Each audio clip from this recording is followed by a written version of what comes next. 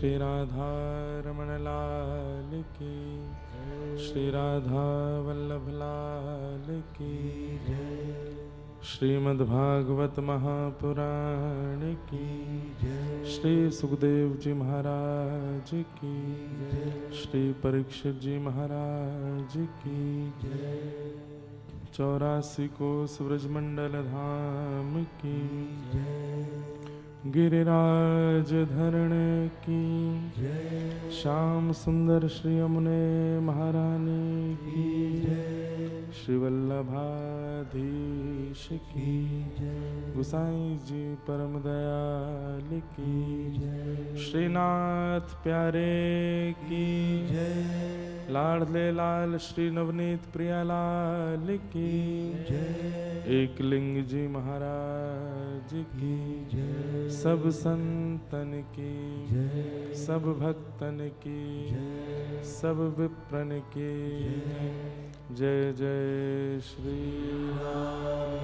नमः पार्वती पतये हर हर महादेव। श्री राधा गिरधर लाल जय।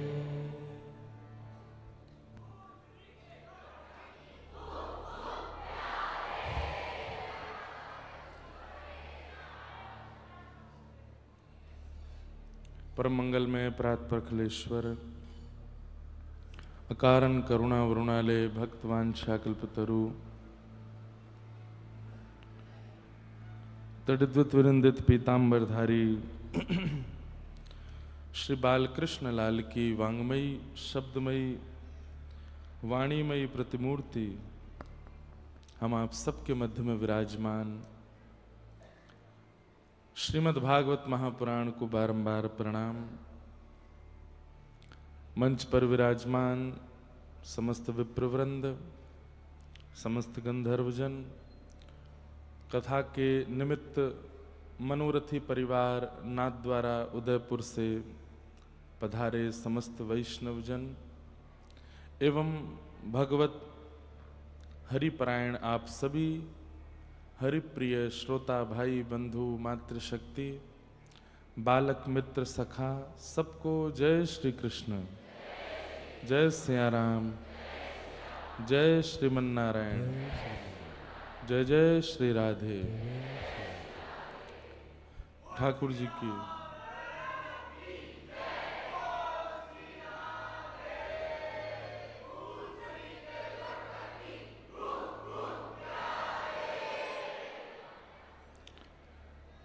ठाकुर जी की अतिशय कृपा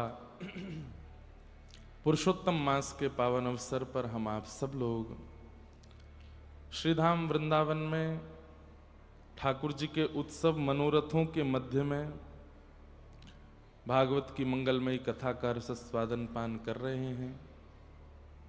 ये परम सौभाग्य की बात है। अब पुरुषोत्तम मास अपने विश्राम की ओर चल रहा है।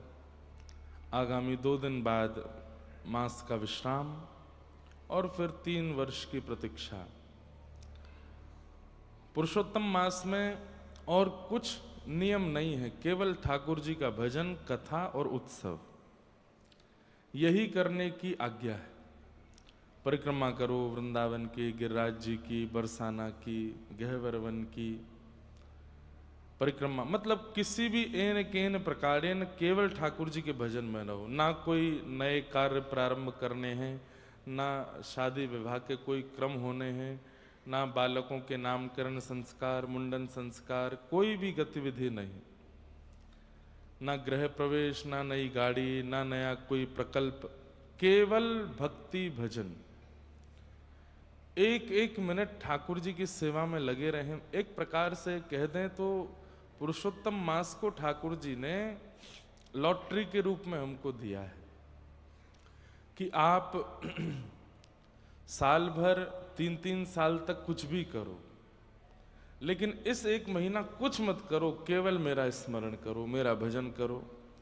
तो 3 वर्षों की जितनी भी खामियां, कमियां, अपराध, पाप जो भी हमसे बने, उन सबको विमुक्त करने के लिए ये अधिक मास है। एक प्रकार से कह दें तो जैसे एग्जाम होता है 3 घंटे का, लेकिन टीचर जो है वो हम पे बहुत ज्यादा रीझ गया। 3 घंटे में तो हम कुछ कर ही नहीं पाए, तो उसने एक्स्ट्रा 1 घंटा और दे दिया, चलो जाओ। वैसे देते नहीं है, 5-10 मिनट से ज्यादा नहीं देते, 5 मिनट भी नहीं देते। पर हमारे ठाकुर जी जो टीचर हैं वो बहुत दयालु हैं, 3 वर्ष में 1 बार अधिक महीना दे देते हैं और कहते हैं कि चलो ठीक है, इन पिछले 3 वर्षों में जो नहीं कर पाए या जो अपराध बन गए सबको नष्ट करने का एक ही उपाय है। कई लोग कह रहे होंगे कि पहले दिन क्यों नहीं बताई ये बात हमको, अब उत्सव विश्राम होने वाला है, मास खत्म होने वाला, अब बता रहे हो आप। तो अधिक में 2 दिन में भी किया जा सकता है। अगले 2 दिन के लिए मौन हो जाओ, किसी से बात मत करो, केवल हरि भजन करो, हरि स्मरण करो। आवाज नहीं आ रही?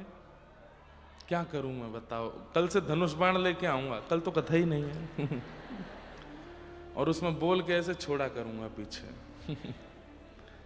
ठीक करो भैया पीछे आवाज।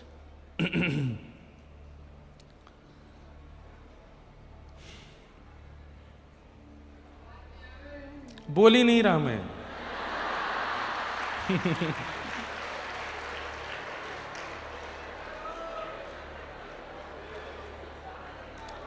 न कोई शिकायत न कोई अर्जी। इतनी शिकायतें क्यों हैं? हम कह रहे हैं मौन हो जाओ 3 दिन के लिए। वैसे कर सकते हैं, 2 दिन के लिए मौन हो जाइए, कुछ मत करिए और केवल हरि भजन करो, हरि स्मरण करो, हरि शरणम हरि शरणम हरि शरणम हरि शरणम हरि शरणम।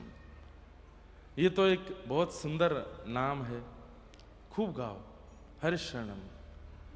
तो पिछले पूरे मास में जो नहीं कर पाए वो अगले 2 दिन भी कर लें, तो अधिक मास में मैं कैसे बताऊं, कितना बोलूं इस बात को, कितना अधिक फल प्राप्त होता है। फल नहीं, पुरुषोत्तम मिलते हैं इस महीने में कुछ भी करने से।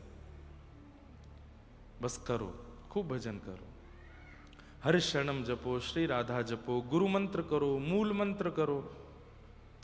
हमारे श्री वैष्णवी दीक्षा में मूल मंत्र है, द्वय मंत्र है, चरम मंत्र है। मंच पर पधारे हैं गुरु जी, बड़ी कृपा। आज कथा के विश्राम दिवस पर परम पूजनीय श्री गुरुदेव भगवान श्री नेत्रपाल गुरु जी आए हैं, जो कि वृंदावन में अनेक भागवत विद्यार्थियों को अध्ययन कराते हैं, स्वाध्याय कराते हैं और उन्हें इस योग्य बनाते हैं कि वे व्यासपीठ पर विराजमान होकर के भागवत के शुद्ध स्वरूप को सब वैष्णवों के मध्य में प्रस्तुत कर सके। ऐसे गुरुदेव भगवान का आज आगमन हुआ है। आपको बारंबार प्रणाम, बारंबार वंदन। तो हम क्या निवेदन कर रहे थे? पुरुषोत्तम मास, विशेष 2 दिन और बचे। इन 2 दिनों में जितना हो सके उतना भगवत भागवत का सेवा करना प्रारंभ कर दो। 2 दिन और हैं बस, उसके बाद फिर ये मास विश्राम होगा और फिर 3 वर्ष बाद आएगा। हमारे ऊपर तो ठाकुर जी की बड़ी कृपा कि एक दिन भी भगवत स्मरण के बिना अभी तो नहीं निकल रहा है। रोज ठाकुर जी की सेवा करने के लिए, कभी व्यास मंच पर, कभी लाल जी की सेवा में, कभी कहीं कभी कहीं कभी कहीं।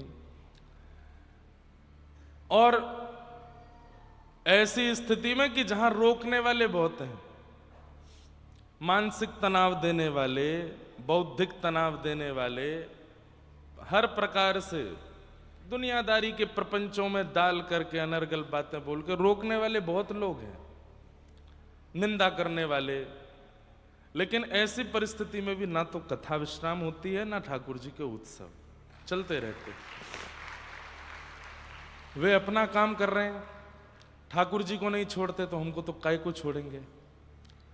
लेकिन हमारी स्थिति बंधुओं, संसार कितनी भी परीक्षा ले ले, टूटिए नहीं, रुकिए नहीं, चलते रहो।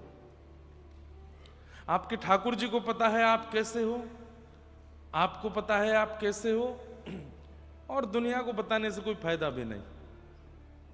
दुनिया तो आपके पीछे पड़ी ही रहने वाली है, लेकिन आपके पास समय बहुत कम है। उस सीमित समय में भगवत भजन करके, भगवत कथा श्रवण करके, ठाकुर जी की सेवा, पूजा, आराधना आदि आदि जिस भी प्रकार से, उद्देश्य हमारा यही है कि यहां पुनः आना ना पड़े इस पृथ्वी पर, और बस उसके लिए जितनी योजना बना के निकल सके निकल लीजिए, कर लीजिए हरि स्मरण। और आए भी तो ठाकुर जी के निज वृंदावन में आमे। पता नहीं बोलनी चाहिए कि नहीं, पर मन होता है कभी कभी कि ठाकुर जी अगर पुनः जन्म भी हो तो श्री उद्धव जी महाराज ने भी मानव शरीर नहीं मांगा। बोले अगर दोबारा आपको भेजना भी हो संसार में तो आप वृंदावन में भेज देना। आशा महो चरण रेणुज श्याम हम श्याम वृंदावने किमपि गुल मलतौषधीनाम। श्री उद्धव जी महाराज कहते हैं, हे विधाता, यदि मेरा पुनः जन्म होना हो, आप कृपा करके मुझे पुनः भेजिएगा, लेकिन इस वृंदावन के एक छोटे से पौधे के रूप में बना के भेजिएगा, वृक्ष के रूप में बना के भेजिएगा, ताकि इन ब्रजवासियों की चरण रज उड़ उड़ करके मुझे सनाती रहे, मैं उसी में ही आनंदित रहूं। क्योंकि वृक्षों के पीछे कोई नहीं पड़ता, वृक्षों से कोई विद्रोह नहीं करता, वृक्षों के कोई दुश्मन नहीं होते। वो एक जगह स्थिर रह करके भगवत भजन करते हैं, भगवत स्मरण करते हैं, धूप ताप बारिश सब सहते हैं। लेकिन फिर भी कलिकाल में मानव बहुत खतरनाक होता चला जाएगा। प्रत्येक दिन और ज्यादा संकीर्ण विचारों का होता जा रहा है। इसलिए कई बार मानव बनना भी बड़ा दुखदायी लगता है। लेकिन श्रीमद् भागवत में भगवान कह रहे हैं, नृदेह माद्यम सुलभम सुदुर्लभम प्लवम सुकल्पम गुरु कर्णधारम मयानुकूलेन नभस्वते ऋतम पुमान् भवाब्धिम न तरेत् स आत्मः। बहुत ध्यान से सुनिएगा।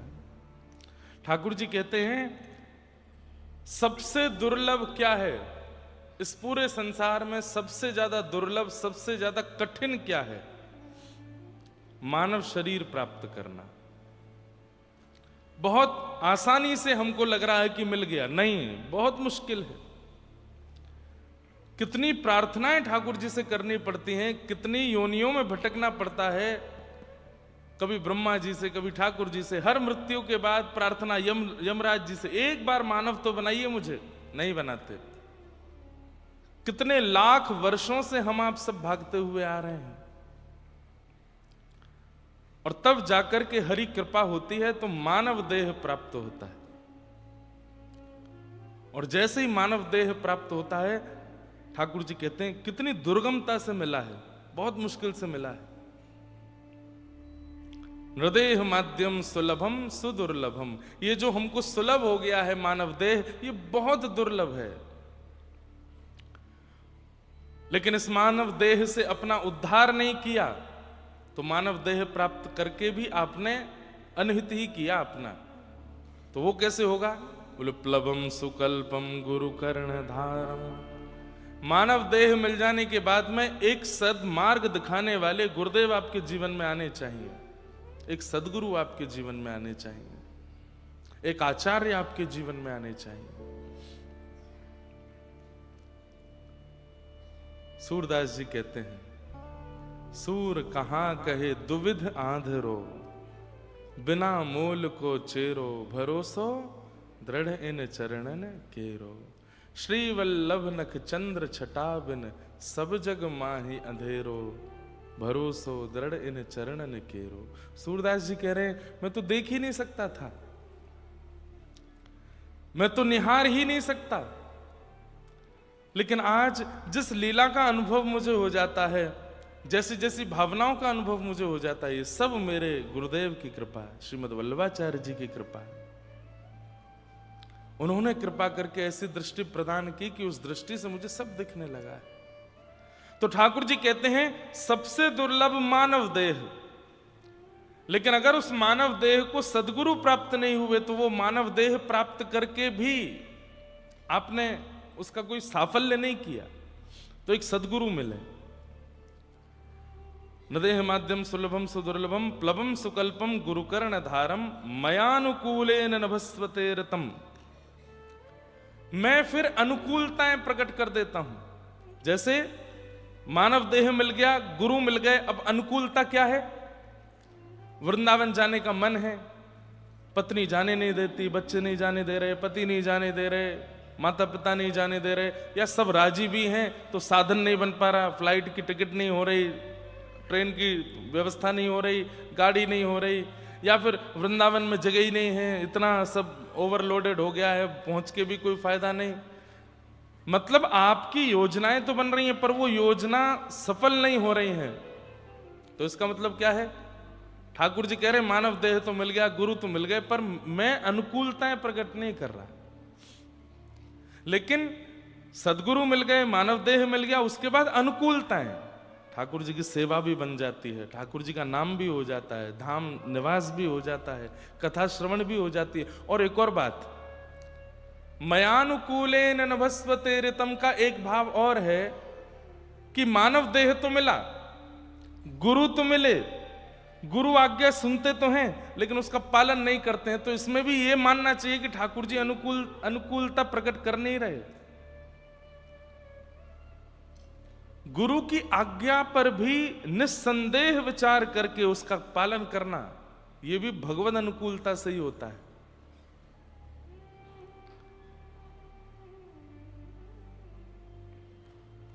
हम दीक्षा नहीं देते थे पहले।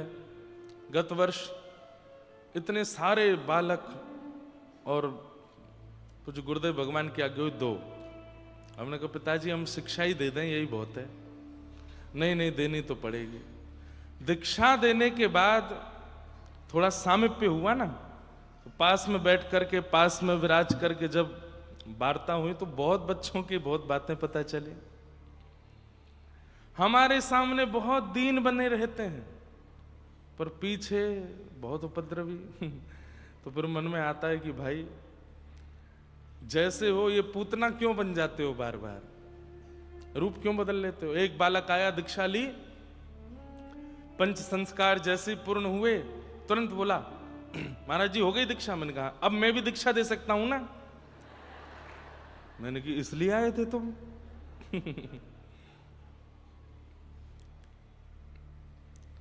वो बहुत विचित्रता है। ये भी लंबे समय तक नहीं चलेगा। कुछ दिन बाद केवल शिक्षा ही चलेगी, दीक्षा नहीं चलेगी। ये तो गुरुदेव की आज्ञा हुई इसलिए कुछ दिन के लिए है, नहीं तो वो भी मैं बहुत कम, कभी कभी। लेकिन याद रखिए गुरु जीवन में आए हैं तो कम से कम उनकी वाणी का पालन किया करो। गुरु के वचन अटल कर मानो, साधु समागम कीजे, मन रे कृष्ण नाम कह लीजिए। गुरु की आज्ञा यदि आप नहीं मानते, उनके वचनों का पालन नहीं, और आज्ञा मैं कोई रोक करके तो नहीं कहूंगा कि ऐसा मत किया करो, ये किया करो, यहां मत जाओ, वो नहीं। हमारी आज्ञा तो केवल कथा में ही होती है। जो भी भगवत वाणी के माध्यम से कहते हैं वही आज्ञा है, उसका पालन करो। वही है मयानुकूलेन। ठाकुर जी कहते हैं कि मैं अनुकूलता प्रकट कर देता हूं और वह व्यक्ति फिर मेरी प्राप्ति में अग्रसर हो जाता है। लेकिन अंतिम बात क्या कहते हैं? मानव देह मिला, गुरु रूपी केवट मिले, और मैंने अनुकूल हवा बनकर के उसकी नौका को पार लगाने की बहुत, ये तीनों क्रम हो गए, उसके बाद भी यदि वो मेरी प्राप्ति नहीं कर पाया, इतना सब कुछ होने के बाद भी यदि मेरी प्राप्ति नहीं कर पाया, तो पुमान भवाब्धिम न तरेत स आत्मा। हमारे पूज्य गुरुदेव भगवान पिताजी महाराज इसकी व्याख्या में कहते हैं, ये उस व्यक्ति की आत्महत्या है कि मानव देह मिला, गुरु मिले, अनुकूलताएं मिली, कथा मिली, धाम मिला, नाम मिला, तिलक मिला, स्वरूप मिला, कंठी मिली, सब कुछ प्राप्त हुआ। यमुना जी मिली, गंगा जी मिली, केदारनाथ, बद्रीनाथ, जगन्नाथ, द्वारिकानाथ, और इन सब के बीच में भगवत वार्ता, सत्संग, सब कुछ मिला। इतना सब कुछ प्राप्त होने के बाद भी यदि वो भगवत प्राप्ति नहीं कर पाया, तो ये अपने शरीर में घोट करके उसने अपनी आत्मा का वध कर दिया कि वो ठाकुर जी को नहीं मिल पाया। यही आत्महत्या है, और सब आत्महत्याएं नहीं हैं।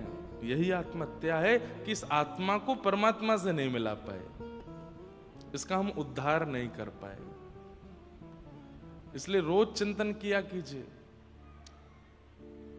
हमारा नाचना, गाना, उछलना, कूदना सब भगवत परायण हो जाए, और एक ही उद्देश्य हो कि हमारी जो आत्मा है, उसके जो मूल आधार है, वो हमें प्राप्त हो, और मृत्यु के बाद नहीं, जीते जी जीवित अवस्था में मिले, प्राप्त हो। तो इसी के लिए ये अधिक मास आता है कि आप इतना भजन कर सको, इतना साधन कर सको कि साल भर में तो उसका फल एक ही मिलेगा, इसमें अनंत मिलेगा, अधिक मिलेगा। इसलिए खूब भजन करके, खूब नाम करके, खूब कथा सुन के, खूब उत्सव करके। कल क्या उत्सव हुआ लाल जी का? नौका विहार उत्सव। हमारे उत्सव में प्रारंभ में तो हम बिल्कुल सीधे सीधे उत्सव करते हैं, बिल्कुल उपद्रव नहीं होता उसमें। लेकिन विश्राम होते होते तो पता नहीं कहां से चाबी ठाकुर जी घुमाते हैं, नेक तो कछु कर। पिताजी महाराज नाराज अलग हो जाते हैं, बोले कि अरे इतने तार फैले हैं, तो पानी उछलता है सब पे। गुरुदेव, संसार के विषयों में कहीं चिपक जाएं, इससे बढ़िया तो लाल जी के उत्सव में कहीं चिपक जाएं। लेकिन ऐसी भावना तो नहीं रहती।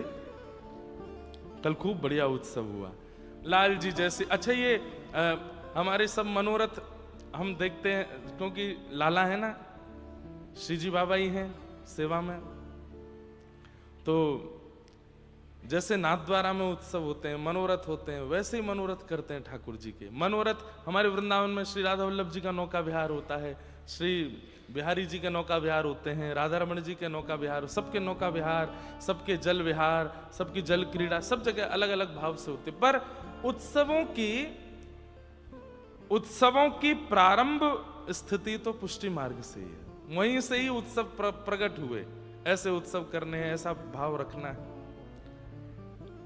अब हम 2 दिन के लिए, कथा तो नहीं है, पर एक उत्सव में ही जा रहे हैं, और वहां पर भी हमारी परंपरा के अनुसार कल्याण उत्सव कहते हैं ठाकुर जी के विवाह उत्सव को।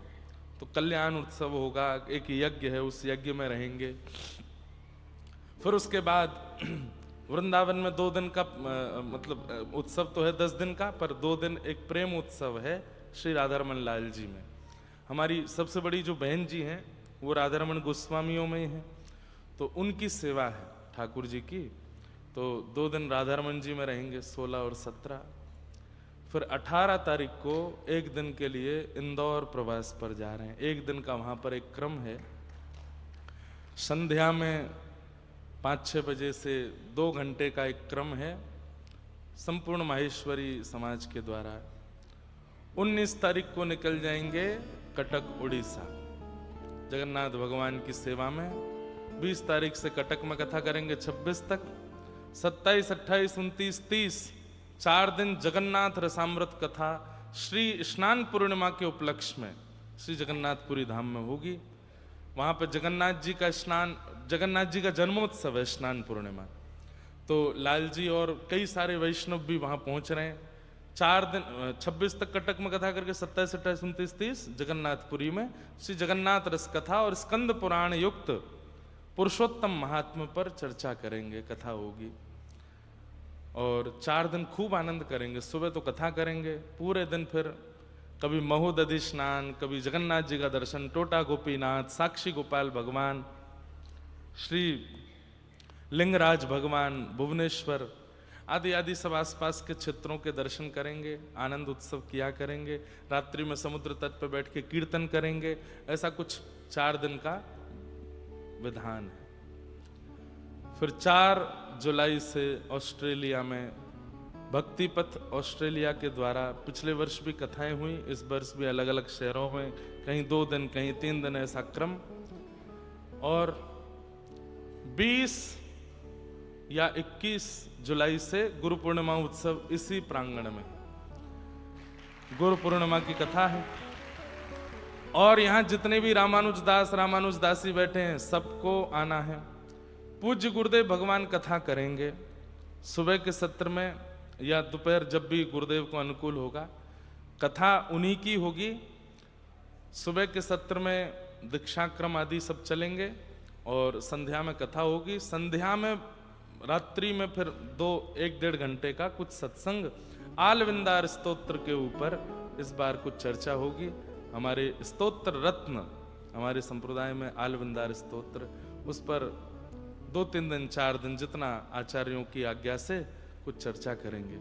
सारे रामानुजदास दासी कुछ जो अच्छा गाते हैं उन सब ने मिलकर के इस बार आचार्य उत्सव के रूप में एक सुंदर संगीत भी तैयार किया है, जो कि पूरी परंपरा के लिए श्री नाथमुनि स्वामी जी, श्री यामुनाचार्य स्वामी जी, श्री रामानुजाचार्य स्वामी जी, सबके भाव से कई सारे बालकों ने मिलकर कीर्तन भजन गाया है। उसका लॉन्च भी होगा।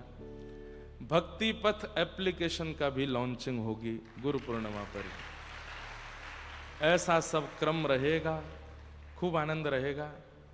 उसके बाद फिर यहाँ उत्सव विश्राम करके न्यूजीलैंड में कथा है 31 जुलाई से 6 अगस्त।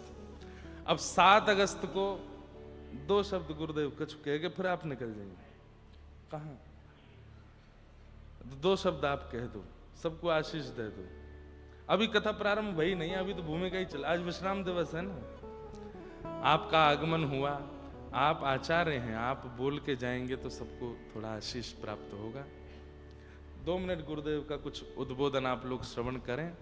आप वे आचार्य चरण हैं जिनकी सन्निधि में पढ़कर के वैष्णव बालक सब श्रीमद् भागवत जी की सेवा में युक्त होते हैं। ऐसे आचार्यों की वाणी आप श्रवण करें। उसके बाद फिर कथा को आज विश्राम की ओर लेकर के चलेंगे। जय श्री कृष्ण।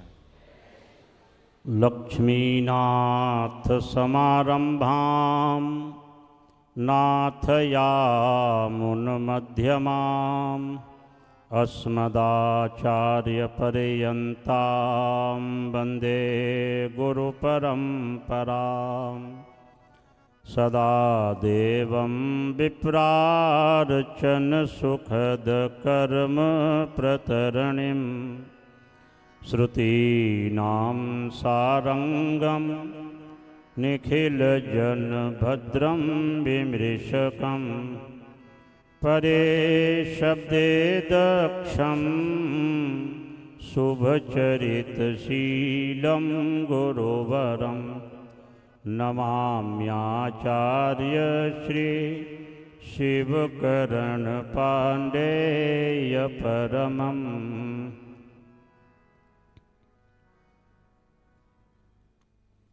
शुभव्यासपीठे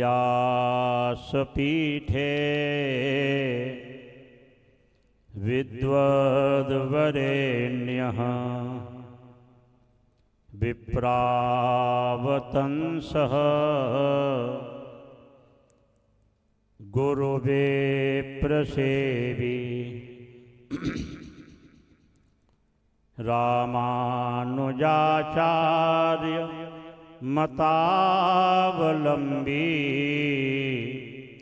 इंद्रेश आचार्य जयतां विशेषः।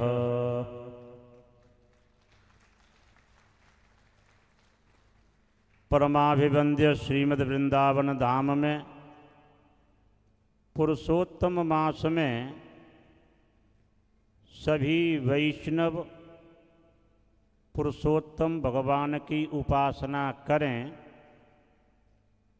इसीलिए विभिन्न स्थलों में भगवत गुण गाथा श्रवण करने के लिए प्राप्त हो रही है। भगवान चाहते हैं कि मेरे सब भक्त इतने समर्पित हो जाएं कि मैं पवित्र हो जाऊं। भगवान की कामना है। भगवान कहते हैं, उद्धव जी का प्रसंग चल रहा है, उद्धव जी से भगवान कहते हैं, निरपेक्षम मुनिम शांतम निर्वैरम समदर्शनम अनुव्रजाम्यहम नित्यम पूयेत्यंघ्रिरेणुभिः। भगवान कहते हैं, जितने भी भक्त हैं मेरे सामने साष्टांग करके आत्मसमर्पण करते हैं, जब वो प्रणाम करके जाते हैं मैं पवित्र हो जाऊं, ऐसी कामना भगवान करते हैं। मानो भगवान कहते हैं, हे मेरे भक्तों तुम ऐसे बन जाओ, निरपेक्ष, निर्गता अपेक्षा यस्य, कोई भी कामना नहीं हो, अथवा नितराम अपेक्षा, पूर्ण रूप से अपेक्षा, भगवान की हमारे द्वारा सदा सर्वदा सेवा शुश्रूषा होती रहे, प्रत्येक इंद्रिय भगवान के लिए समर्पित हो, और मुनि मननशील, मननात् मुनिरित्युक्तः, सदा सर्वदा हमको जो गुरुदेव भगवान ने मंत्र दिया है उसका हम जप करते रहें। संप्रदायानुसार मंत्र के 3 भाग, एक मंत्र होता है जिसको हम हर समय जपते रहते हैं। प्रथम मंत्र है, चरम मंत्र है। तो मननशील, भगवान कहते हैं इतना मनन करो कि बिना चिंतन के मेरा स्मरण होता रहे। निरपेक्षम मुनिम शांतम शांत, भगवान को शांत भक्त क्यों प्रिय? स्वयं शांताकार हैं भगवान, भगवान शांताकार हैं।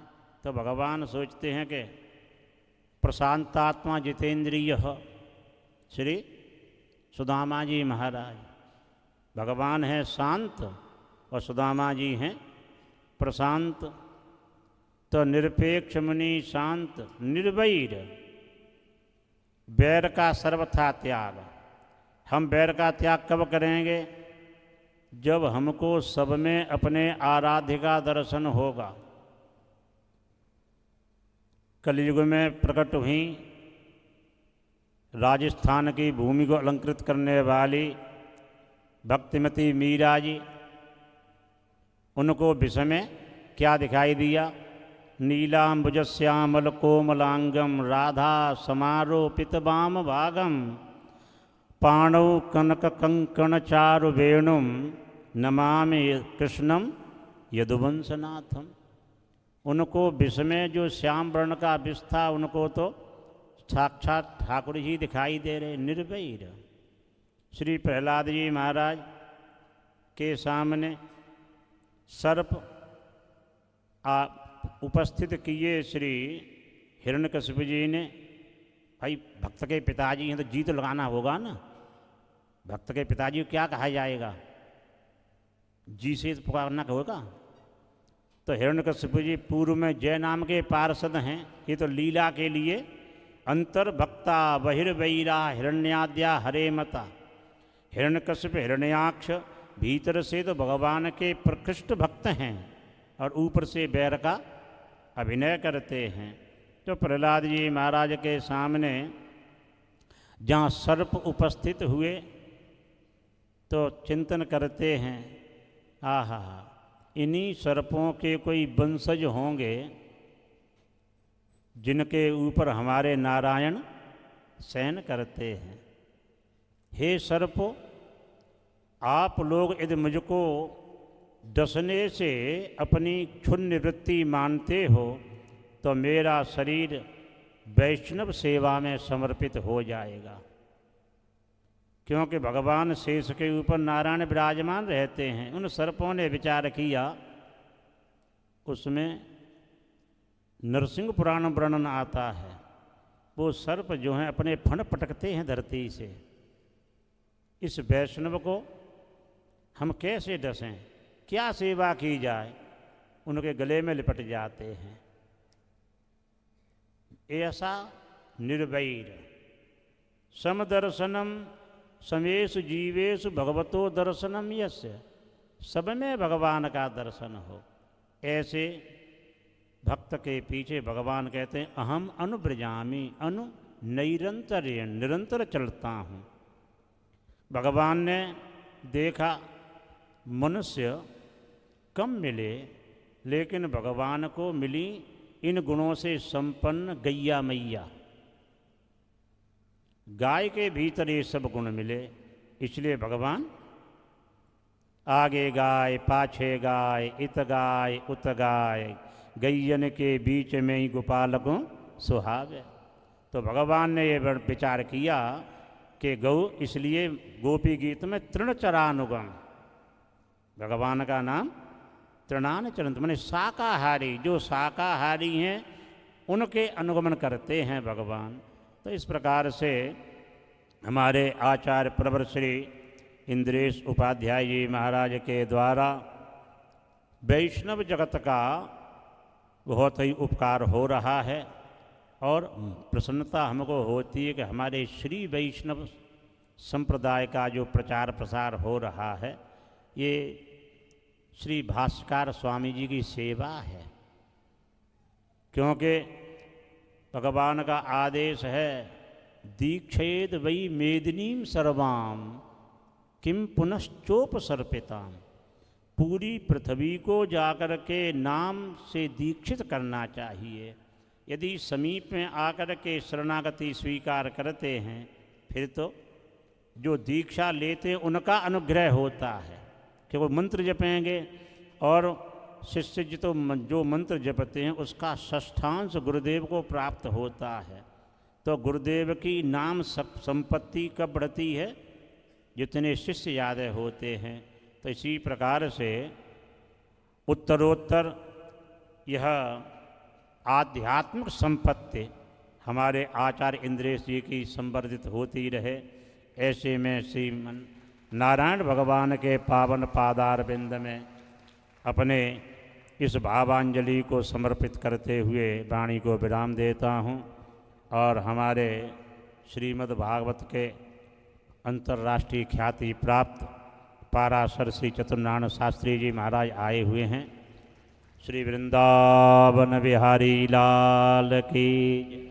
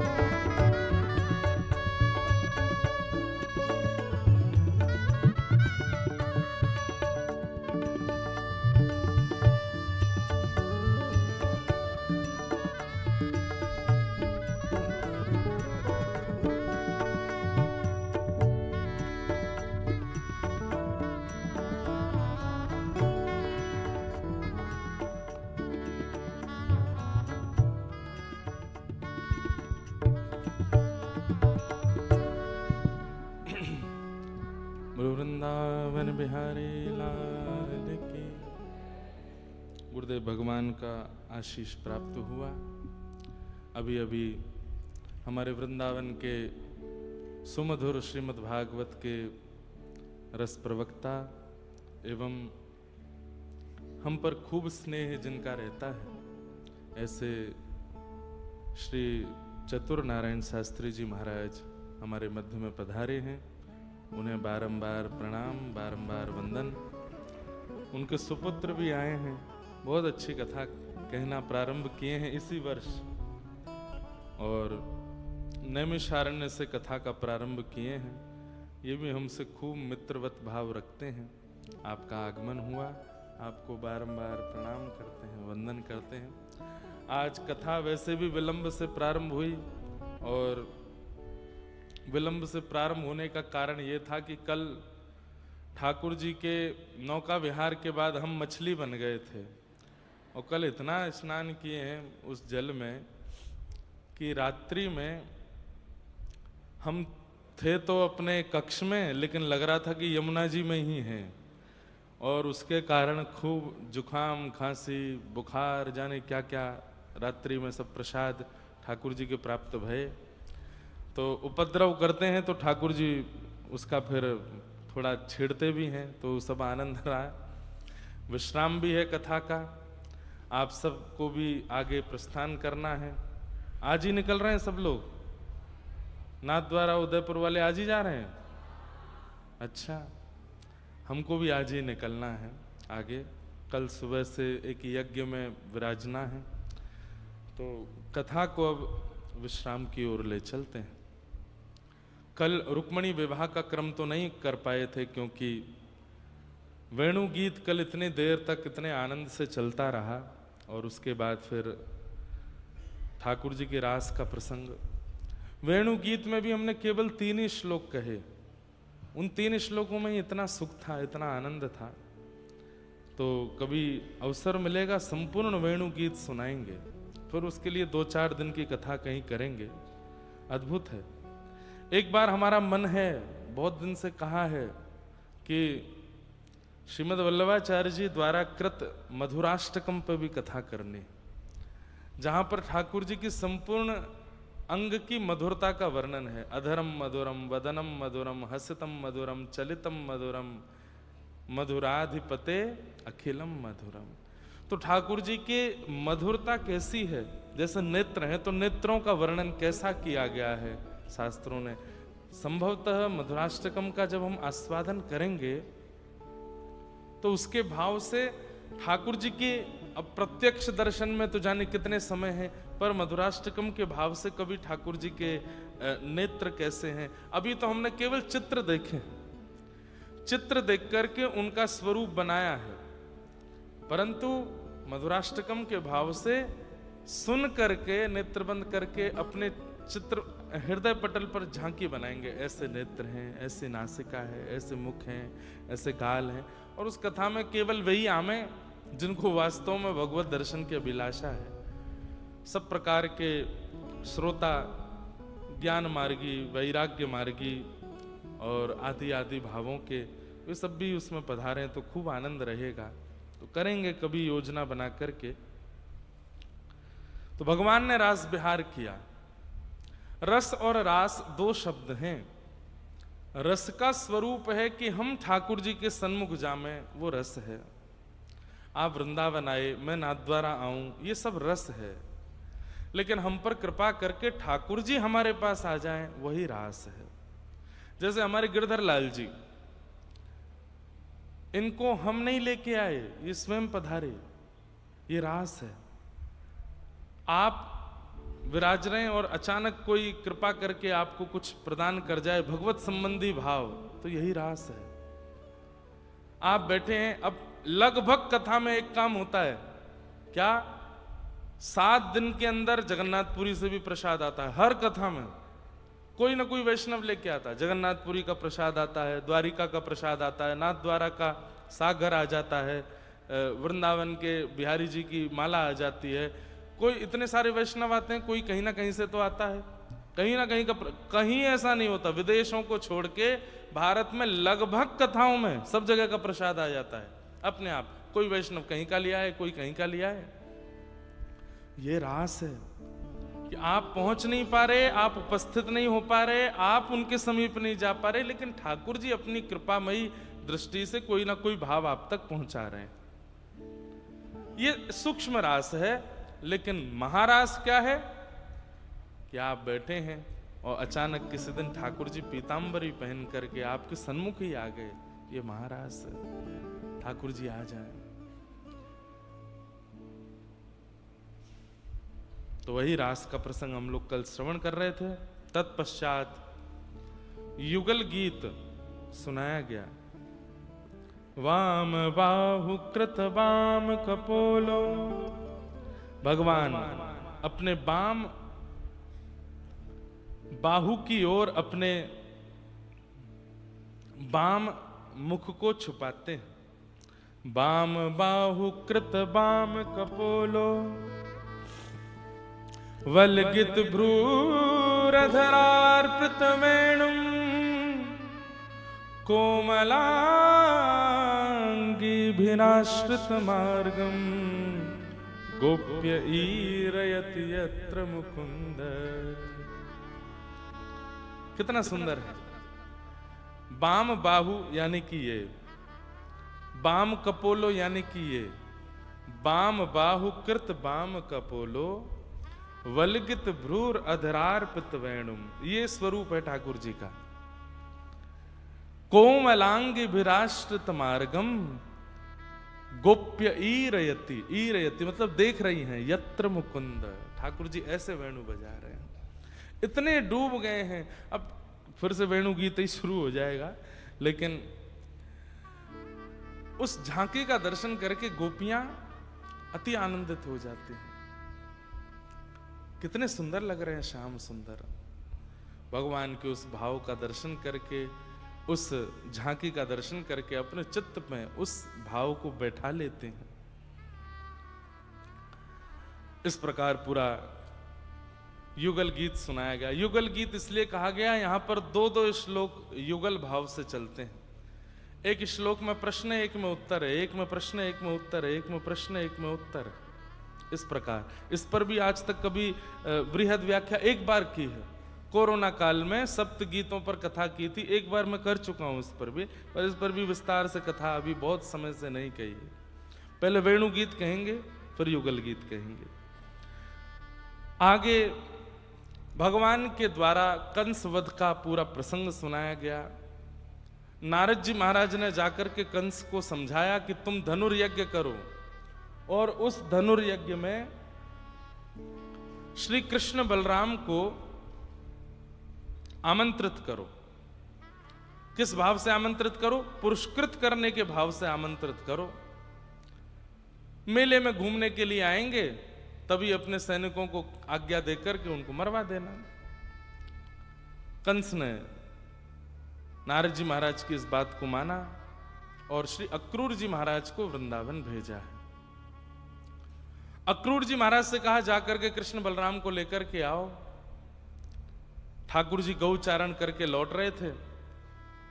यहां पर एक अक्रूर घाट है, वहीं से श्री अक्रूर जी महाराज जब पहुंचे तो ठाकुर जी निकले ही हैं। अक्रूर जी के मन में स्वयं ये भावना प्रकट हो रही है कि मेरा नाम अक्रूर क्यों रखा है, मैं तो महाक्रूर हूं। क्यों? इन ब्रजवासियों से कृष्ण को दूर करने के लिए आया हूं। अक्रूर जी महाराज का आगमन हुआ। जैसे ही देखा कि वृंदावन की रज में खूब सारी गायों के खुर के चिन्ह बने हैं और उन गायों के खुर चिन्ह के मध्य में ठाकुर जी के मधुर चरणों के चिन्ह भी आच्छादित हैं। आहा, अक्रूर जी महाराज बैठ गए, भगवान के श्री चरणों का दर्शन करने लगे। अच्छा, एक सुंदर भाव बताएं। ठाकुर जी जब गौचारण करते हैं तो एक तरफ सारे गैया चलती हैं, दूसरी तरफ सारे ग्वाला चलते हैं, बीच में अकेले श्याम सुंदर चलते हैं। ठाकुर जी कभी कभी कहते हैं, अरे दूर दूर काय को चल रहे हो, इतकू आओ मेरे संग चलो।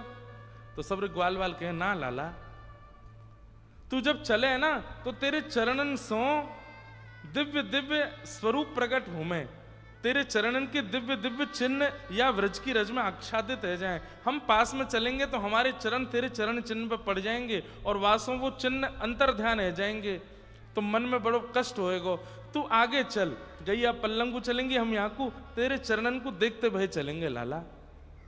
भगवान के चरण चिन्ह तम गो रजत छुरित कुंतल वरह, भागवत जी में वर्णन है कि यहाँ गैयाओं की रज भगवान के मुखमंडल पर लग रही है और यहाँ से सब ग्वाल बाल उछलते हुए चल रहे हैं और श्री ठाकुर जी अपने दिव्य चरणों की छाप व्रज की रज में छोड़ते हुए चल रहे हैं।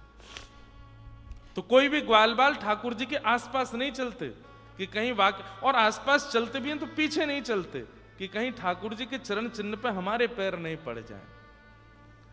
अक्रूर जी महाराज ने जब भगवान के चरण चिन्ह देखे तो कहते हैं अक्रूर जी पैदल नहीं गए, लेट गए और लेटते लेटते ऐसे घूमते घूमते जा रहे हैं उन चरण चिन्हों पर। और तभी आप जैसे ही जहां वो चरण चिन्ह विश्राम हुए वहां पहुंचे तब क्या देखते हैं, सुंदर गौशाला है और वहां गायों को कृष्ण बलराम दोनों मिलकर के व्यवस्थित कर रहे हैं। आहा, गौर वर्ण श्री बलराम जी महाराज नीलांबरी पहने, श्याम वर्ण श्री ठाकुर जी पीतांबरी पहने, जैसे ही नेत्रों के आगे दिखे अक्रूर जी महाराज के अविरल अश्रुधार गिरने लगी, शरीर कंपायमान हो गया। बस बिल्कुल ऐसी थी प्राण निकलने की स्थिति। ठाकुर जी ने दौड़ करके अक्रूर जी को हृदय से लगाया। क्यों? संयोग में प्रेम और विरह दोनों घट जाते हैं। कोई व्याकुल हो रहा हो, कोई विरह में आतुर हो रहा हो, उस समय यदि उसका प्रेमी उसका स्पर्श कर ले तो विरह शांत होता है। भगवान ने समझाया अक्रूर जी आप ही प्राण त्याग दोगे तो हमको ब्रज से कौन लेके जाएगा, इसलिए ये विरह भाव मत रखो, आगे द्वारिका लीला तक आप मेरे संगी रहने वाले हो। और इस प्रकार भगवान ने अक्रूर जी का स्पर्श किया। नंद बाबा को पता चली कि मथुरा से कोई आयो, अब तो भीड़ लग गई महाराज पूरे वृंदावन में, मथुरा से कोई आयो है। कौन है? अक्रूर जी। कारण पूछा क्यों आए हैं, कारण बताया कृष्ण बलराम को ले जाने आए हैं, वहां पर धनुर्यज्ञ हो रहा है और उस धनुर्यज्ञ में कंस इनको पुरस्कृत करना चाहते हैं। ब्रजवासी बोले काय बात को पुरस्कार देना चाहे? बोले हमने सुनी कि एक बार बहुत बारिश हुई थी तो आपके बालकों ने व्रज रक्षा में गिरिराज जी उठाए। हमने सुना था कि एक बार यमुना जी दूषित हो गई, उसमें कालिया नाग आ गए तो आपके बालकों ने उनको भगा दिया, बड़े बड़े राक्षस इन्होंने मारे। एक ब्रजवासी बोलो हमने तो यूं सुनी कि सबरे राक्षस कंस नहीं भेजे। अक्रूर जी बोले कंस यदि राक्षस भेजते तो पुरस्कार देने के लिए बुलाते, ऐसी भावना चित्त में मत रखो। ये सब अपनी अपनी इमेज सुधारने के लिए कंस कर रहा है। ब्रजवासियों ने स्पष्ट कर दिया हम ना भेजेंगे लाला को और हमें कोई पुरस्कार नहीं चाहिए, हमारो लाला सदा व्रज में रहेगो, हम सबके बीच में रहेगो, खावेगो पीवेगो आनंद करेगो, कोई ना जाएगो मथुरा। अक्रूर जी महाराज थोड़ा समझाने लगे, अरे महाराज कंस के हाथों पुरस्कार प्राप्त होगा, आपके बालकों का मान होगा, दसों दिशाओं में इनकी यश कीर्ति फैलेगी। ब्रजवासी बोले हमें ना फैलानी अपने लाला की कीर्ति, हम तक ही बहुत है। ठाकुर जी का मन भारी हो रहा है, ये ब्रजवासी कितना प्रेम करते हैं मुझसे, लेकिन जानो तो पड़ेगो, आगे की लीला तो करनी पड़ेगी। एक प्रसंग आता है कि नारद जी महाराज ठाकुर जी के पास आए और ठाकुर जी से आकर के बोले जय जय, अब बहुत खा लियो माखन, खूब रचा लियो रास, खूब चरा ली गैया, अब ये जिस काम के लिए आप पृथ्वी पर आए वो पूर्ण कीजिए, पुनः वापस वैकुंठ चलिए।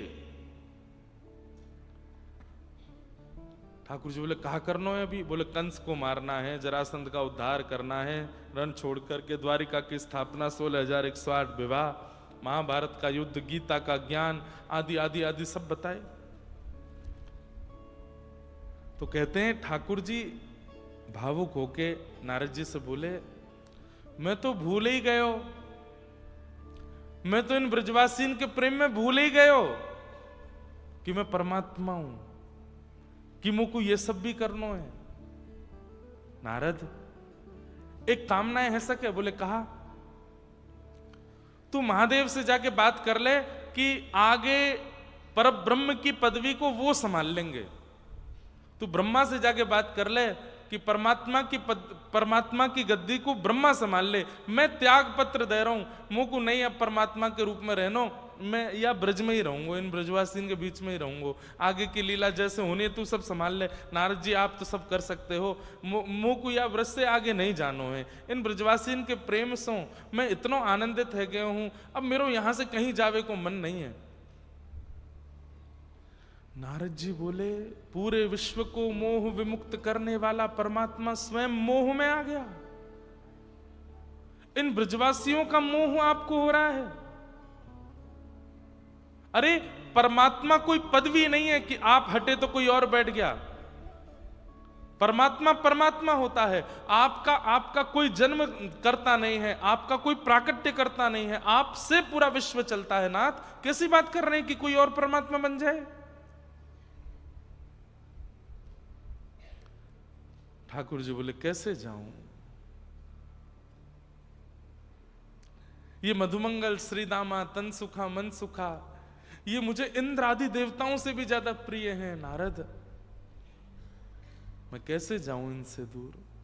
नारद जी बोले, मुझे कुछ नहीं पता नाथ, आप कुछ भी करिए, अब ब्रज से तो आपको बाहर जाना पड़ेगा।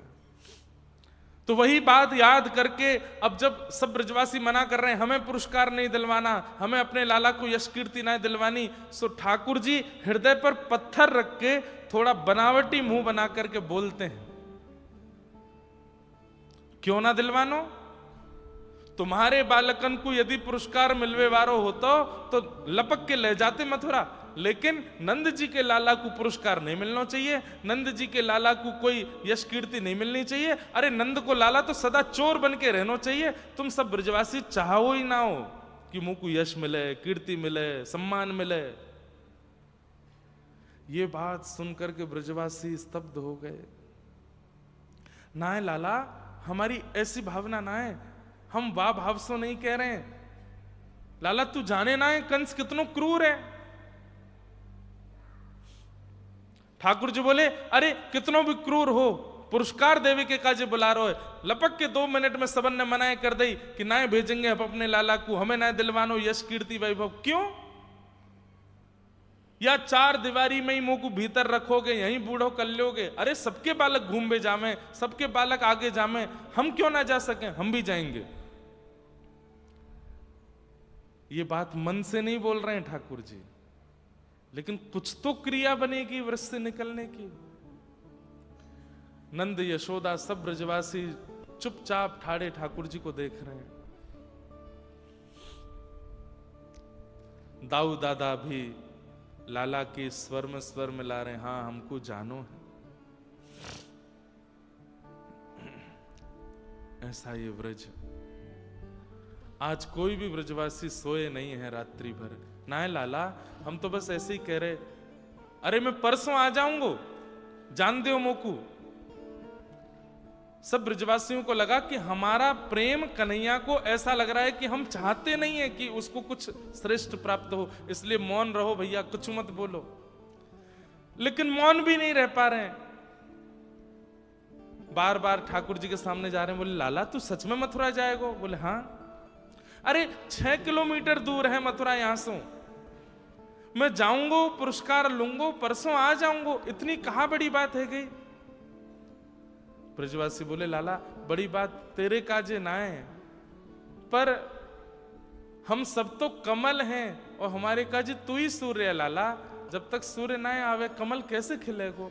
हम लोग तो को देखे बिना रह ना सकें। तो लाला एक काम करें। बोले कहा, हम सब ब्रजवासी चलेंगे तेरे संग, मथुरा में तो को पुरस्कार दिलाए कि हम सब तो को ले आएंगे अपने संग। हाँ भाई सबरे राजी हो? सब ब्रजवासी बोले हाँ ये बढ़िया है, सब अपनी बैलगाड़ी में सब सामान रखो, सारे ब्रजवासी चलेंगे लाला के संग। ठाकुर जी फिर घबराए, बोले ये सब गए तो फिर काम नहीं बनेगा, ये मुझे ले ही आएंगे वापस।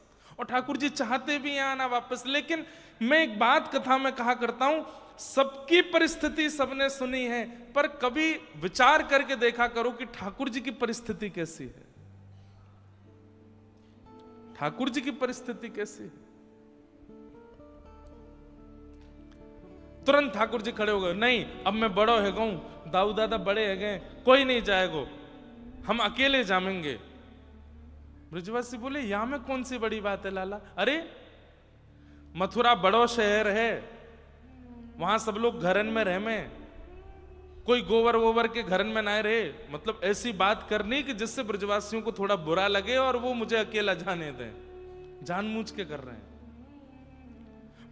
बड़ो शहर है मथुरा, हम सब लोग ग्वारिया हैं, गोबर के चिने भय घरन में रह में, वहां जामेंगे, जाए करके गामन की सी स्थिति प्रकट करेंगे, मथुरा के लोग हंसेंगे हम पर। लाला आज हम तो को गांव बारे लग रहे हैं, हम सबन के घर तो को गोबर के चिने भय लग रहे हैं, और हम सब तो को सीधे सीधे बोलना कि हम सब बेसहूरे हैं। ठाकुर जी बोले मैंने यो ना कही कि तुम सबरे बेसहूरे हो, लेकिन मथुरा के लोग उपहास करेंगे, हंसी करेंगे, और हंसी करेंगे तो फिर सबरे रोगे।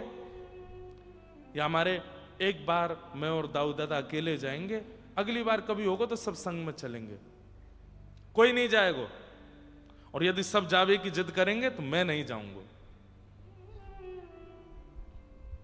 ब्रजवासी सब कह रहे हैं पता ना कहा बात है गई, ऐसो कहा है कि लाला को जावे की जिद है, अकेले ही जावे की जिद है, हमारे संग नहीं जाएगा। और ये सब बातें कह करके ठाकुर जी एकांत में जाकर रो लेते हैं।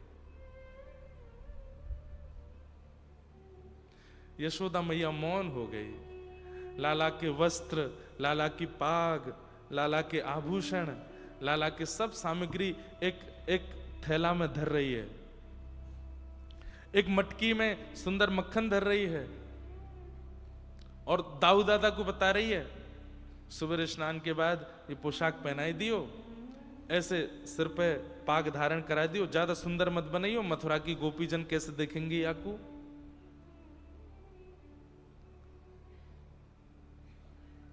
ठाकुर जी देख नहीं पा रहे इस भाव को। नंद भवन की अटारी पर खड़े होकर के पूरे वृंदावन को देख रहे हैं, मानो अपने नेत्रों में बसा रहे हैं, अपने रोम रोम में बसा रहे हैं, और प्रणाम कर रहे हैं वृंदावन को। हे साक्षात श्री जी के स्थूल रूप वृंदावन, अब मुझे आगे जाना पड़ेगा, अनेक लीलाओं के लिए मुझे आगे निकलना पड़ेगा। आप कृपा करना श्रीधाम, मैं पुनः वापस आ सकूं। एक एक लीला का स्मरण कर रहे हैं, वहां कैसी भाव लीला हुई, वहां कैसी रास लीला हुई, वहां गोपी के घर में कैसी चोरी भई, यहाँ ग्वालन के संग कैसो खेलतो, यहाँ नंदरानी यशोदा मेरे पीछे भागो करती, यहाँ कैसी लीला भई। सब पूरे वृंदावन का दर्शन करके ठाकुर जी सजल नेत्रों से वृंदावन को प्रणाम कर रहे हैं। यशोदा मैया ने आवाज लगाई, लाला चल रात्रि है गई, सो जा, सुबह जल्दी निकलना है। ठाकुर जी यशोदा मैया के पास ही सोते हैं रात को, मैया की हाथ की तकिया लगा करके श्याम सुंदर पौड़े हैं, और जोर से आलिंगन करके मैया की छाती पर अपनो मुख गाड़ करके लंबी श्वास ले रहे हैं, और लंबी श्वास लेके मैया के तन की सुगंधी को अपने भीतर ले रहे हैं, और बस सोच रहे मैया अब नहीं आऊंगा मैं, मैया तू मेरे भीतर बस जा। बोल नहीं रहे हैं, यशोदा मैया के एक एक अंग को स्पर्श कर रहे हैं ठाकुर जी, कोमल हाथों का स्पर्श करते हैं, जाते मैया रोज गाल पकड़े, रोज केश सवारे, रोज ठाकुर जी को स्नान करावे, मैया के मुखमंडल को स्पर्श करें, नेत्र को स्पर्श, नाक को स्पर्श, सारे स्पर्श कर रहे हैं ठाकुर जी। 11 वर्ष 56 दिन के हो गए ठाकुर जी, और रात्रि में मैया से कह रहे हैं मैया मुझको भूख लगी है। अच्छा लाला तेने तो कलू कियो ब्यारू करी, मैया फिर भूख लग रही है, मैया बोली रुक जा कछु लाऊं। नहीं मैया कछु ना, तू पढ़ जा, मुझको दूध पिलाए दे अपनो। मैया बोली है इतना बड़ा है को अब दूध पीवे को? मैया मेरी प्रार्थना मान ले, मुझको दूध पिलाए दे। अरे लाला इतना बड़ो है को अब दूध ना पी के करें ना मैया, नेक पिलाए दे। जिद करने लगे ठाकुर जी। यशोदा मैया भी स्वयं को रोक नहीं पाई और ठाकुर जी पयोधर पान कर रहे हैं और रो रहे हैं नेत्रों से। मैया बोली लाला तू रो काई को रो है? मैया तो सो एक दिन भी दूर नहीं रहो जब से जन्म भयो, कल जानो पड़ेगो, कैसे रहूंगो मैया तेरे बिना? मैया बोली मैं चलूं तेरे संग? ना ना मैया, कंस बड़ो क्रूर है, वहां को मन पतो ना कैसो है जाए, तू मत चले मैया। लाला देख मैं तेरो अनहित ना चाहूं, तू देख ले, तू भी मत जा। ना मैया अगर नहीं जाऊंगो तो ब्रज के बालकन को उत्थान कैसे होएगो? कल को मैं पुरस्कार लेके आऊंगो, सबरे बालक देखेंगे अरे लाला को पुरस्कार मिलो, तो कल को वे भी अच्छी अच्छी योजना बनाएंगे, वो भी ऐसा कछु करेंगे कि उनको भी पुरस्कार मिले, सबको मनोबल बढ़ेगा। मैया मैं जाऊंगा। मैया ने अंक में भर लिए ठाकुर जी। यशोदा मैया भी रो रही हैं, लाला भी रो रहे हैं। रात भर सोए नहीं। सबसे लंबी और सबसे काली रात्रि थी वृंदावन की। लाखों की तादाद में ब्रजवासी नंद भवन के मुख्य द्वार पर ही बैठे हैं रात्रि भर, कोई अपने घर नहीं गया। और सब सूर्य नारायण से प्रार्थना कर रहे हैं, हे सूर्य नारायण आप उदित मत हो, और देर चलने दो, और देर चलने दो इस रात्रि को। क्यों? सुबह होते ही कन्हैया चले जाएंगे। और बंधुओं ये स्थिति तब है जब ब्रजवासियों को पता है कि परसों कन्हैया आ जाएगो, तब ये स्थिति है। इन्हें नहीं पता कि श्री कृष्ण आने वाले नहीं है। एक दिन का वियोग नहीं सह पा रहे हैं ये ब्रजवासी। ब्रज के बिरही लोग बिचारे, ब्रज के बिरही लोग बिचारे, बिन गोपाल ठगे से ठाड़े,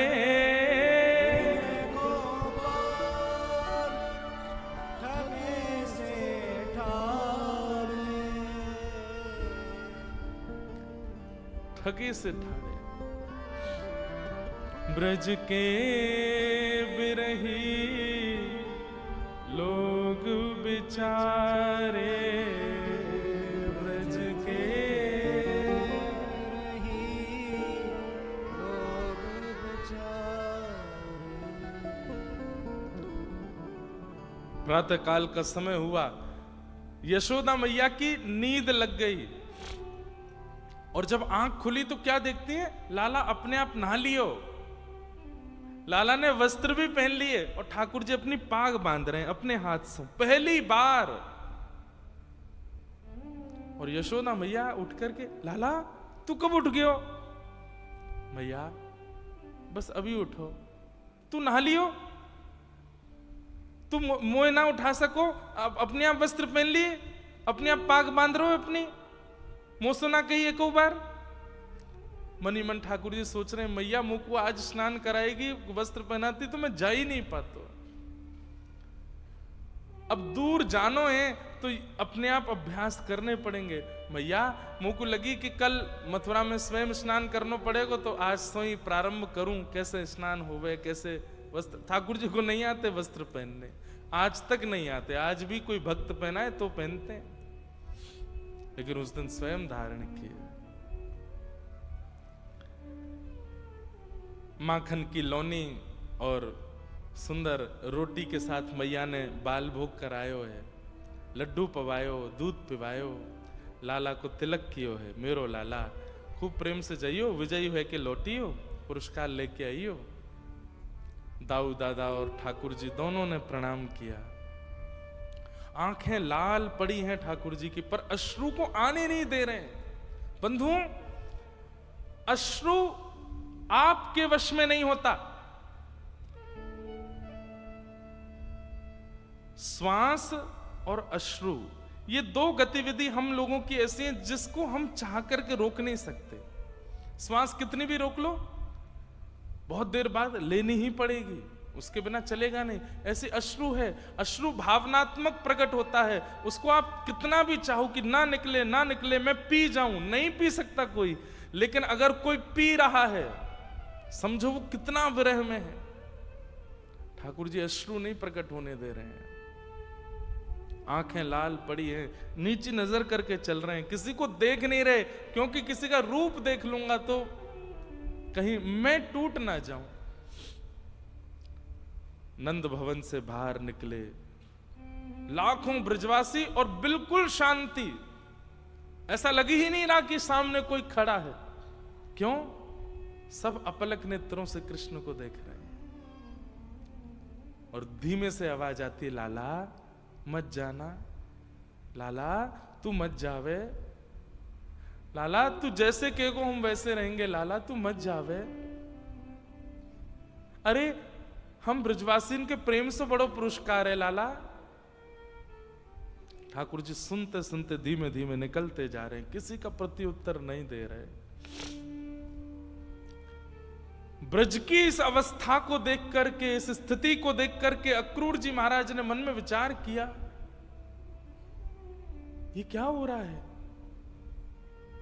इन ब्रजवासियों की स्थिति देख करके लगता नहीं है कि ये कृष्ण को केवल बालक मानते हैं। अरे इनके प्राण बसते हैं श्री कृष्ण में, और मैं ऐसे कृष्ण को लेके जा रहा हूं और मुझे पता है कि कृष्ण वापस आने वाले नहीं है। क्यों? क्योंकि जब अक्रूर जी वृंदावन आ रहे थे तो देवकी मैया मिली हैं अक्रूर जी से, और अक्रूर जी से कहती हैं, मेरे लाला को लेने जा रहे हो? बोले हाँ। याद रहे 11 वर्ष 56 दिन वियोग सहा है मैंने, अब नहीं जाने दूंगी लाला को, तो व्यवस्थित करके आना ब्रजमंडल को।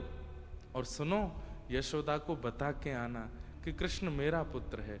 इसलिए नहीं कि मुझ में कोई प्रतिस्पर्धा है या मेरे अंदर कोई ईर्ष्या भाव है, केवल इसलिए कि वो मां है, प्रतीक्षा करेगी अपने पुत्र की, और प्रतीक्षा में कहीं पागल ना हो जाए, इसलिए उसको वास्तविकता बता के आना कि कृष्ण देवकी नंदन है। अक्रूर जी महाराज ने स्थिति देखी, तुरंत नंद भवन के भीतर यशोदा मैया द्वार पर खड़ी थी, मैया से बोले, मैया 2 मिनट भीतर आओ, मुझे आपसे चर्चा करनी है। भीतर ले जाकर के चरणों में बैठ करके अक्रूर जी महाराज कहते हैं, मैया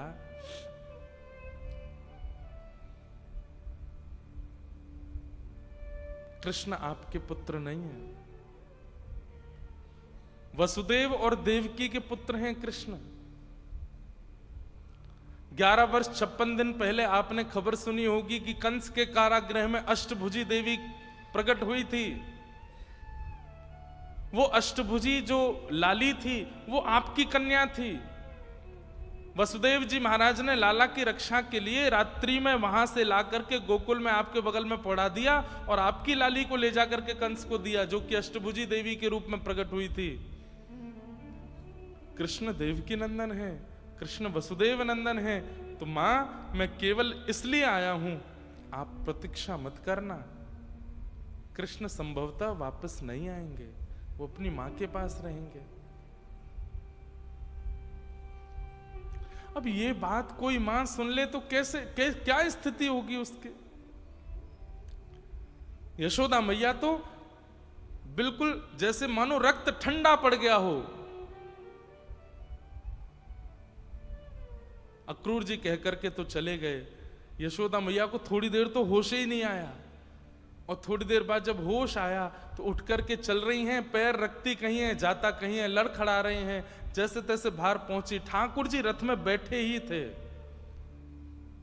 गोपियां सामने लेट गई हैं, हमारे ऊपर से ले जाओ रथ को। ठाकुर जी चिल्ला चिल्ला के बोल रहे हैं, अरे मैं परसों आ जाऊंगा, इतना रोवे की कहा बात है, इतने विलंब, इतने परेशान है की कहा बात है, मैं आ जाऊंगा परसों। जैसे ही रथ बढ़ा है आगे, यशोदा मैया की आवाज आई। ठाकुर जी देख नहीं रहे हैं पीछे मुड़ करके, बस नेत्र बंद करके बैठ गए हैं। तभी आवाज आई, कन्हैया, लाला। और जैसे ही लाला शब्द, कन्हैया शब्द सुना, समझ गए तो मैया बुला रही है। ठाकुर जी ने पीछे मुड़ करके देखा, अब तक जितने अश्रु छुपाए थे एक संग फूट पड़े और चलते हुए रथ से श्री कृष्ण कूद पड़े, दौड़ करके गए और मैया के गोद में जाकर के ऐसे लद गए और लद करके दोनों हाथ पैरों से मैया को आलिंगन कर लिया। हाँ मैया, कहाँ भयो? मैं आ जाऊंगा ना परसों। मैया तू रोवे मत। यशोदा मैया हंस भी रही है, रो भी रही है। कन्हैया, परसों आएगो? बोला हाँ। मेरे सिर पे हाथ रख के सौगंध खा के परसों आवेगो? ठाकुर जी कुछ नहीं बोले। आऊंगो ना मैया? बोले कहना तेरी सौगंध मैया, आ जाऊंगो। बचपन ते तो तेने इतनी बार सौगंध खाई, आज खा ले। ठाकुर जी कुछ नहीं बोले।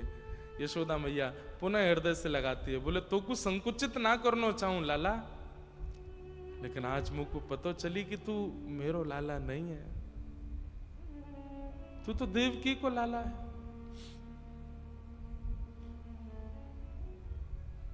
कन्हैया,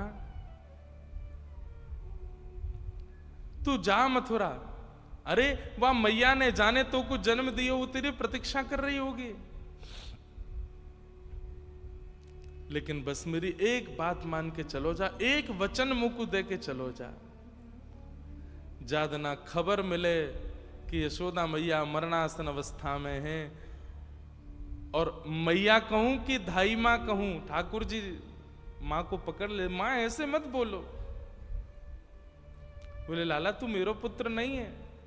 अब तो यही शब्द कहना पड़ेगा, नहीं मां, मैं आपको ही लाला हूं। मैं पूरे विश्व की सौगंध खा के कह रहा हूं, मैं आपको ही लाला हूं मां, ऐसा मत के।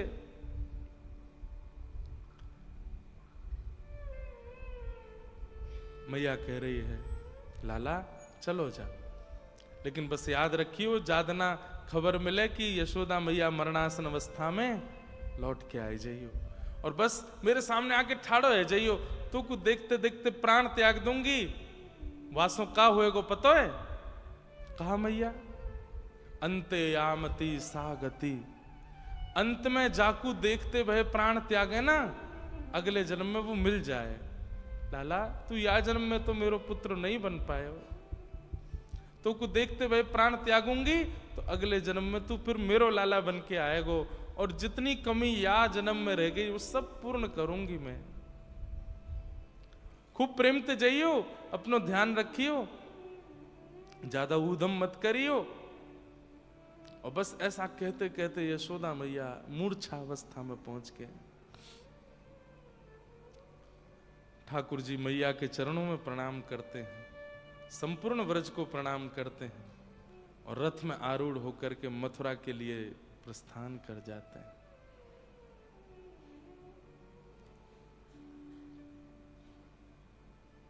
सब ब्रजवासी खड़े खड़े निहार रहे हैं और ठाकुर जी निकल गए। बंधुओं, अब हमारे व्रज साहित्य के अनुसार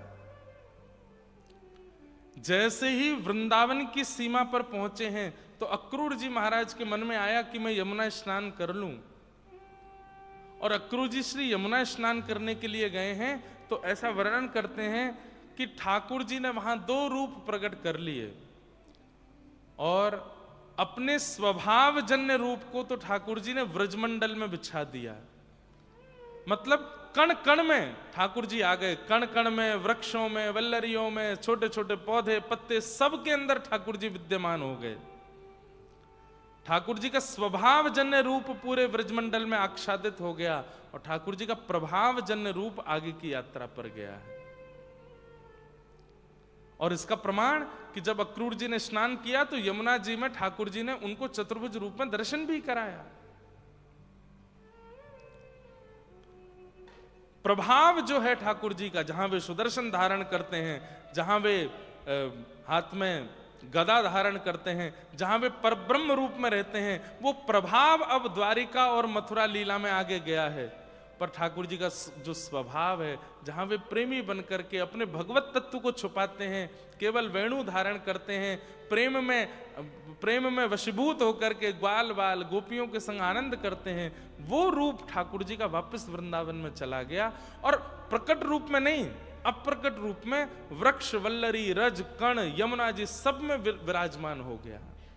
इसलिए ठाकुर जी कहीं भी अनुभव दे देते हैं, किसी वृक्ष में, कभी यमुना जी में, कभी किसी कण में, कभी किसी गली में, कभी कहीं, क्योंकि संपूर्ण व्रजमंडल ही कृष्ण हो गया है। और ठाकुर जी मथुरा के लिए गए। मथुरा पहुंचे श्याम सुंदर।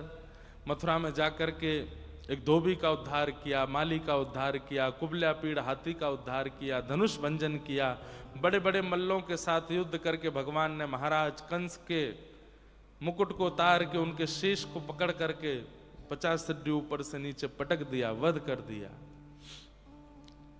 पूरी मथुरा नगरी देख रही है। क्षण भर में ठाकुर जी ने आकर के सारी लीलाएं कर दी। उग्रसेन को राजा बनाया और दौड़ करके भगवान कारागृह में गए हैं। 11 वर्ष 56 दिन से प्रतीक्षा कर रही है देव की मैया। और आज जैसे ही श्याम सुंदर इतने बड़े होकर के मैया के सन्मुख पधारे, दौड़ करके मैया ने हृदय देखिए, ये ठाकुर जी का स्वरूप। एक जगह विरह दे करके आए हैं, एक जगह वियोग दे करके आए हैं, और एक जगह आकर के संयोग दे रहे हैं। संयोग प्रदान किया। और भगवान ने देव की वसुदेव से प्रथम आज्ञा प्राप्त करी, क्या कि अब मुझे पढ़ने के लिए विद्यालय जाना है। देव की मैया बोली, लाला अब ही तो आयो है। बोले मैया अब उम्र है गई, अब कछु साल गुरु सन्निधि में रह के अध्ययन करके आऊंगो और फिर मैं आपके पास ही रहूंगा ना। फिर ठाकुर जी मथुरा से उज्जैन गए हैं। सांदीपनी उपाध्याय जी के यहाँ भगवान ने अध्ययन किया और वहां स्वाध्याय करके ठाकुर जी कुछ वर्ष बाद लौटे। वहीं ठाकुर जी को सुदामा नाम के मित्र मिले हैं। एक दिन ठाकुर जी का भाव रुदन हुआ। उद्धव जी महाराज ने कहा, जय जय क्यों रुदन कर रहे हैं? बोले व्रज की याद आती है। भगवान ने उद्धव से कहा कि तुम वृंदावन जाओ और वृंदावन जाकर के ब्रजवासियों की खबर लेकर के मुझे बताओ और मेरी खबर उनको दे के आओ। और श्री उद्धव जी महाराज ठाकुर जी की आज्ञा से वृंदावन गए। वृंदावन जाकर के बहुत विरह का प्रसंग है, इसलिए ज्यादा इसका विस्तार वृंदावन में नहीं करना है। उद्धव जी महाराज वृंदावन गए। सब ब्रजवासी किशोरी जी और गोपियों से मिलन करके कह के गए थे ठाकुर जी से मैं शाम तक आ जाऊंगा। 6 महीने बाद लौट करके आए। 6 महीने बाद जब श्री उद्धव जी महाराज पधारे, अत्यंत प्रेम युक्त होकर के आए। कहां वृष्णीनाम प्रवरो मंत्री कृष्णस्य दयित सखा शिष्यो बृहस्पतिर साक्षात उद्धवो बुद्धि सत्तम। कहां उद्धव जी महाराज के लिए इतनी उपमाएं और इतना योग्यताओं का वर्णन किया गया। आज वे उद्धव जी महाराज तृणादपि सुनीचेन बन करके आए हैं, बिल्कुल दीन बन करके आए हैं। लंबी दाढ़ी केश जटा बन गए हैं और महाराज प्रेम में बस बिहुवल, आंखें सूज रही हैं। ठाकुर जी ने कहा, उद्धव जी नाथ। बोले तुम तो कह रहे थे शाम तक आऊंगा, 6 महीने लगा दिए आने में। उद्धव जी ने आकर के ठाकुर जी का हाथ पकड़ा। बोले भगवान वापस वृंदावन चलो, ये संसार आपके लिए है ही नहीं। वो व्रजवासी, यशोदा मैया, राधा रानी, ये सब गोपी यही आपके हैं नाथ। मत करो आगे की लीला, सदा वृंदावन में ही रहो। ठाकुर जी बोले बस मैं यही चाहता था कि मेरा उद्धव प्रेमी होकर के आ जाए, ऐसा भक्ति भाव में युक्त होकर के आ जाए। वास्तविकता यह है उद्धव कि मैं व्रज से कभी कहीं जाता ही नहीं। देख, और ठाकुर जी ने व्रज की ओर जब उद्धव को दिखाया, जहां जहां दृष्टि पड़ी सब जगह कृष्ण थाड़े हैं, प्रत्येक गोपी के साथ, प्रत्येक भाव से। ठाकुर जी कहते हैं मेरा एक स्वरूप विरह भी है उद्धव। मैं अति संयोग इसलिए नहीं देता हूं कि अति संयोग में प्रेम घटता है। इन ब्रजवासियों का प्रेम अमर हो जाए इसलिए मैं वियोग देकर के आया हूं, पर मैं अप्रत्यक्ष रूप से इस व्रज में विराज रहा हूं। कालांतर में जो भी मेरा भजन कीर्तन और प्रेमाश्रुओं से इस वृंदावन की भूमि को सींचेगा, प्रेमाश्रुओं से सींचेगा, उसको मेरा अनुभव होगा। मैं सदा इस वृंदावन में रहूंगा। वृंदावनम परित्यज्य पादमेकम न गच्छति। एक पैर भी ठाकुर जी बाहर वृंदावन से नहीं जाते हैं। ये आगे की द्वारिका लीला आदि आदि लीलाओं में तो मैं अब प्रभाव रूप से चल रहा हूं, मैं अपने भगवत रूप में चल रहा हूं, लेकिन मेरा जो स्वभाव जन्य रूप है वो तो व्रजमान है, वृंदावन में ही है।